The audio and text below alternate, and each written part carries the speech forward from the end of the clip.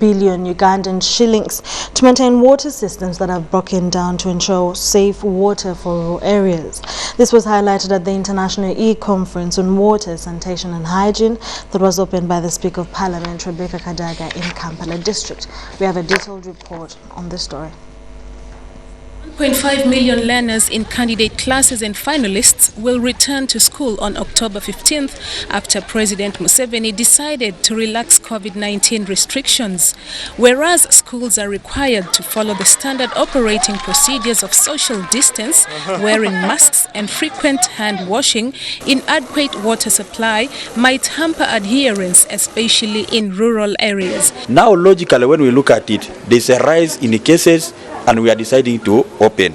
But like I asked the question, what are we doing to help the schools that are doing badly, institutions that don't have water facilities which are functional?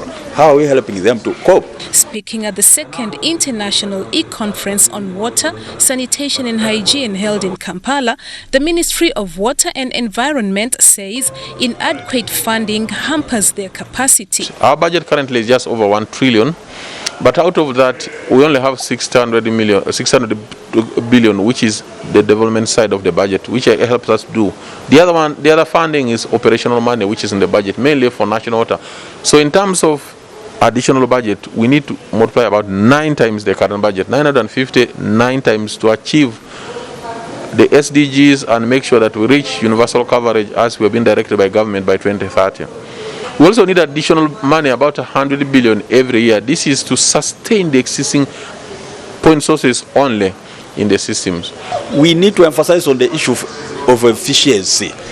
If we release this money, what is going to be the output? So not have a situation where we release 100 billion to the ministry and then at the end we continue to have people who are lamenting because they don't have water to help them to observe the SOPs. Engineer Joseph Eyatu, the Acting Director, Water Development at the Ministry of Water and Environment, says the ministry will partner with local government councils to address the matter. As a sector, what we gave a directive to local government that the priority should now be to repair the sources which exist, because a number of them have, but they are not working.